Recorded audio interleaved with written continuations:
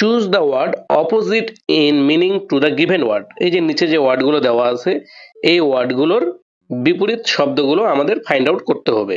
Limpid কথার অর্থ হচ্ছে স্বচ্ছ। তো এই স্বচ্ছ দিয়ে আর কি কি ওয়ার্ড আছে আমরা একবার দেখে নিই। Diaphanous, crystalline, hyaline, limpid, lucid, pellucid, transparent, এই সবগুলো ওয়ার্ডের অর্থ হচ্ছে স্বচ্ছ। On the other hand, opaque, turbid, muddy, এই ওয়ার্ডগুলোর মিনিং হচ্ছে অস্বচ্ছ। আমরা সাথে আরেকটু দেখে নিই। কনসপিকিউয়াস, ম্যানিফেস্ট, অবভিয়াস, এগুলোর মিনিং হচ্ছে স্পষ্ট বা সুস্পষ্ট।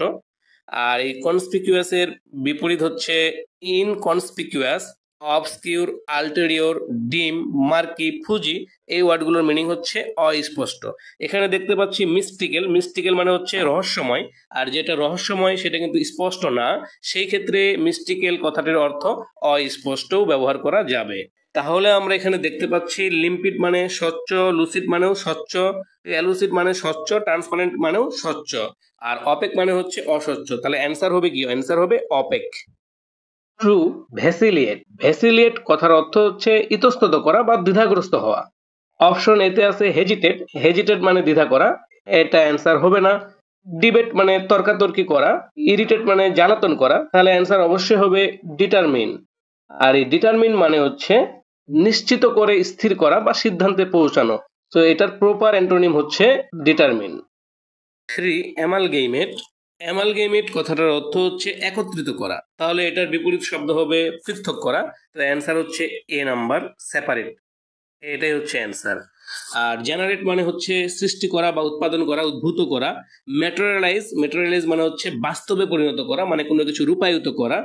আর একুইপ কথাটার অর্থ হচ্ছে সজ্জিত করা বা প্রস্তুত করা। 4. নেটিভ। নেটিভ কথার অর্থ হচ্ছে দেশি। অপশন এতে দেখতেছি লোকাল। লোকাল মানেও দেশি, সো এটা অ্যান্সার হবে না। ইনবর্ন মানে সহজাত। কনজিনিয়াল মানে সুবিধাজনক। আর এলিয়েন মানে হচ্ছে বিদেশি। তো দেশির বিপরীত শব্দ হচ্ছে বিদেশি। তো নেটিভের অ্যান্টোনিম হচ্ছে এলিয়েন। 5. বোনাফাইড। এটা বাংলাদেশ ব্যাংকে আসা একটি প্রশ্ন, কিন্তু বানানটা ভুল আছে। বানানটা এইভাবে হবে বোনাফাইড, স্পেস থাকবে মাঝখানে। হ্যাঁ, আর এই বোনাফাইড একটা হচ্ছে ল্যাটিন ফ্রেজ, এটার মিনিং হচ্ছে ইন গুড ফেইথ। এটা ইংলিশে ব্যবহৃত হয় জেনুইন অর্থে, অর্থাৎ প্রকৃত বা খাঁটি। তো বোনাফাইড মানে হচ্ছে প্রকৃত বা খাঁটি। আর এটার বিপরীত শব্দ কি হবে? কৃত্রিম বা ভেজাল। তো স্পুরিয়াস কথার অর্থ হচ্ছে কৃত্রিম বা ভেজাল, সো অ্যান্সার হবে spurious. Choose the word similar in meaning to the given word, অর্থাৎ এই যে নিচের ওয়ার্ডগুলো আছে এই ওয়ার্ডগুলোর সিনোনিম আমাদের ফাইন্ড আউট করতে হবে। 6 নাম্বার কোশ্চেন, অবটিউজ। অবটিউজ কথার অর্থ হচ্ছে স্থূল, অর্থাৎ ভোঁতা। অপশনে দেখছি একুইট। একুইট মানে হচ্ছে তীব্র বা সূক্ষ্ম, ডিফিকাল্ট কঠিন। সিভিয়ার। সিভিয়ার কথার অর্থ হচ্ছে গুরুতর বা তীব্র। এখানে আছে ব্লান্ট। ব্লান্ট মানে হচ্ছে ভোঁতা, সো অ্যান্সার হবে অবটিউজ এর সিমিলার হচ্ছে ব্লান্ট। 7. স্টেন্টোরিয়ান। স্টেন্টোরিয়ান কথার অর্থ হচ্ছে প্রচন্ড জোরালো বা গমগমে। অপশনে দেখতেছি ভায়োলেন্ট মানে হচ্ছে হিংস্র, মিসবিগটেন মানে হচ্ছে জারজ, স্টেলটি মানে হচ্ছে গোপন, আর লাউড মানে হচ্ছে জোরালো, সো অ্যান্সার হবে লাউড। 8. ইনিগমা। ইনিগমা কথার অর্থ হচ্ছে ধাঁধা বা রহস্য। অপশনে ফ্লো কথার অর্থ হচ্ছে ত্রুটি, ননসেন্স অপদার্থ, অবস্ট্রাকশন কথার অর্থ হচ্ছে বাধা। বাকি থাকে পাজল। এই পাজল কথার অর্থ হচ্ছে ধাঁধা, সো অ্যান্সার হবে পাজল। Question number 9, মুট। মুট কথার অর্থ হচ্ছে তর্কযোগ্য বা তর্ক বিতর্ক করা। অপশন থেকে দেখতে পাচ্ছি কন্ট্রোভার্সিয়াল। এই কন্ট্রোভার্সিয়াল কথার অর্থ হচ্ছে বিতর্কিত, সো অ্যান্সার হবে কন্ট্রোভার্সিয়াল। 10. এক্সোনেরেট।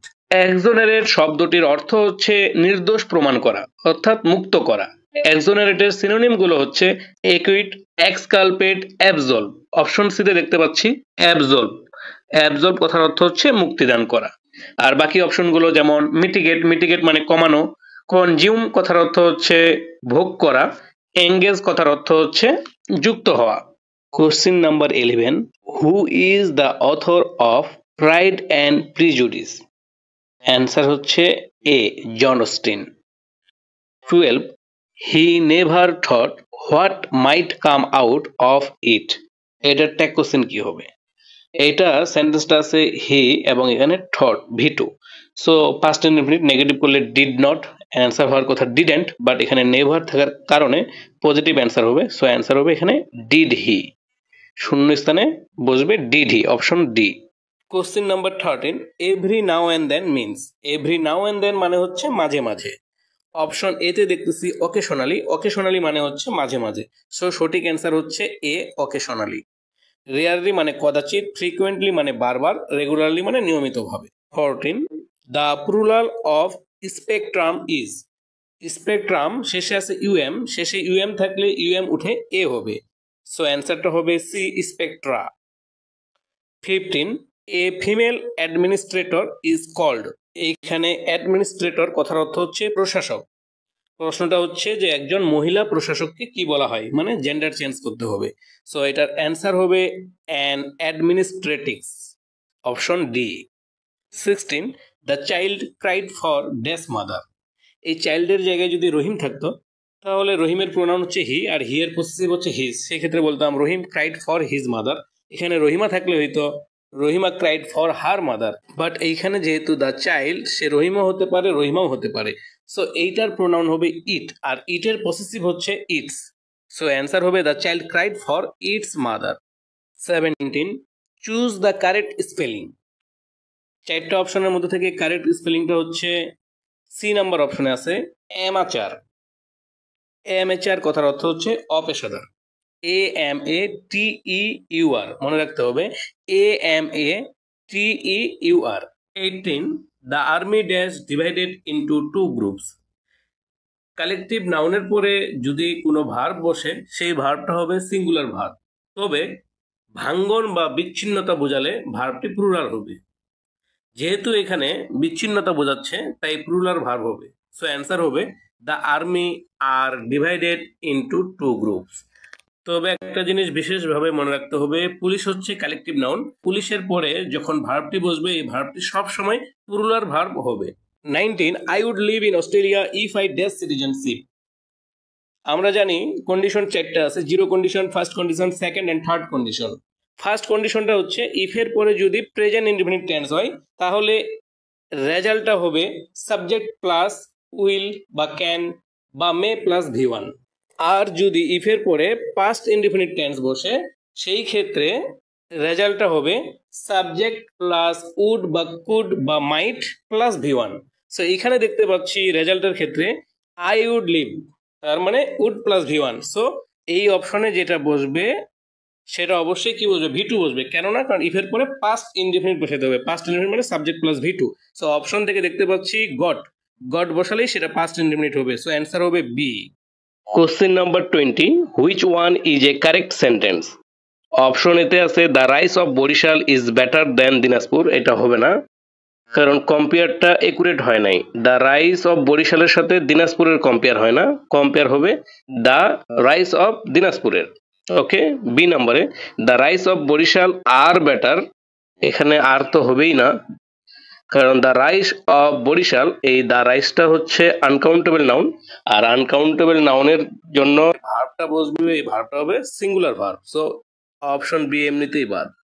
সি নাম্বার অপশনে আছে the rice of Barishal is better than that of Dinajpur, এইটা কারেক্ট অ্যান্সার, এটাই হবে অ্যান্সারটা। কেন the rice of Barishal is better than the rice of Dinajpur, কিন্তু বারবার তো দ্য রাইস লিখবো না, অর্থাৎ সমজাতীয় নাউনের পুনরাবৃত্তি না করে তার পরিবর্তে হয় দ্যাট অফ বসবে আর না হয় দোজ অফ বসবে। যদি সিঙ্গুলার হয় বা আনকাউন্টেবল নাউন হয় তাহলে ড্যাট অফ বসবে, যেহেতু রাইস হচ্ছে আনকাউন্টেবল নাউন তাই ড্যাট অফ বসছে। আর যদি এখানে অন্য কিছু থাকতো, যেমন এই বা সেন্টেন্সটা যদি হতো the roads of Dhaka are better than, that of Khulna কিন্তু হবে না, তখন হবে দোজ অফ খুলনা, কারণ দ্য রোডস রাস্তাগুলো। 21, you should not indulge dash smoking. এখন অ্যাপ্রোপ্রিয়েট প্রিপোজিশন হচ্ছে ইন্ডালজ ইন মানে আসক্ত হওয়া বা জড়িত হওয়া। সো এখানে অ্যান্সার হবে ডি নাম্বার অপশনের ইন।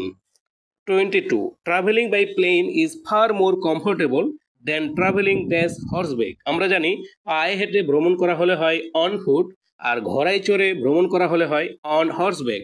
সো এখানে অ্যান্সারটা হবে on. 23, change the form of voice buy me a pen. আমার জন্য একটা কলম কিনিও। সো এটার প্যাসিভটা হবে let a pen be bought for me, option D. এখানে কিন্তু বাই মি করা যাবে না, কেননা let a pen be bought by me, আমার দ্বারা একটা কলম কিনে দেওয়া হোক। ব্যাপারটা কিন্তু এরকম না, আমার দ্বারা না, আমার জন্য একটা কলম কিনে দেওয়া হোক। That's why answer D, let a pen be bought for me, বাইয়ের জায়গায় ফর হবে। 24, change the narration, the captain said we were winning the match. এখানে we were winning the match হচ্ছে পাস্ট কন্টিনিউয়াস, তাহলে নেরেশনটা চেঞ্জ করতে হলে এটা চেঞ্জ হয়ে হবে পাস্ট পারফেক্ট কন্টিনিউয়াস, যেহেতু পাস্ট কন্টিনিউয়াসে আছে। তাহলে অপশনে থাকা সি আর ডি অ্যান্সার হবে না, কারণ এখানে হ্যাভ বিন আছে, এটা তো পাস্ট পারফেক্ট কন্টিনিউয়াস হবে না। এখানে পাস্ট পারফেক্ট আছে, শুধু হ্যাড বিন নাই। তাহলে অ্যান্সারটা হবে হয় অপশন এ না হয় অপশন বি, কিন্তু অপশন এও হবে না। কেন? The captain said that he had been winning the match বলছে এখানে, মানে ক্যাপ্টেন একাই জিতেছে, কিন্তু ক্যাপ্টেন তো এটা বুঝে নাই, ক্যাপ্টেন বুঝেছে the captain said that they had been winning the match. So সঠিক অ্যান্সার হবে B. 25, which of the following resembles stair gallons. Stair কথার অর্থ হচ্ছে এক দৃষ্টিতে তাকিয়ে থাকা, আর গ্যালেন্স কথার অর্থ হচ্ছে এক পলক দেখা। আর অপশনগুলো থেকে আমরা দেখতে পাচ্ছি হান্ট কথার অর্থ হচ্ছে শিকার করা, আর স্টাক কথার অর্থ হচ্ছে উত্ত্যক্ত করা, অর্থাৎ চুপি সারে শত্রুকে অনুসরণ করা। অপশন বি, স্কর্ন মানে হচ্ছে তিরস্কার, আর অ্যাডমায়ার মানে হচ্ছে প্রশংসা করা। পার্টিসিপেট মানে হচ্ছে অংশগ্রহণ করা। অবজার্ভ মানে পর্যবেক্ষণ করা। অপশন ডিতে আছে গাল্প।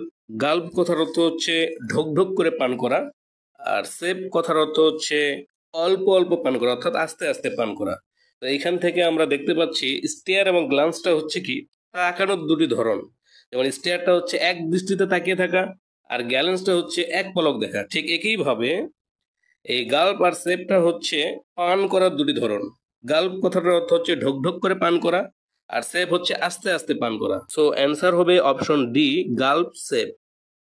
ভিউয়ার্স, আপনারা যারা পুরো 25টি এমসিকিউ দেখেছেন তারা অবশ্যই কমেন্টে ডান লিখবেন, আর চ্যানেলটি সাবস্ক্রাইব করা না থাকলে চ্যানেলটি সাবস্ক্রাইব করে পাশে থাকবেন। ধন্যবাদ, আল্লাহ হাফেজ।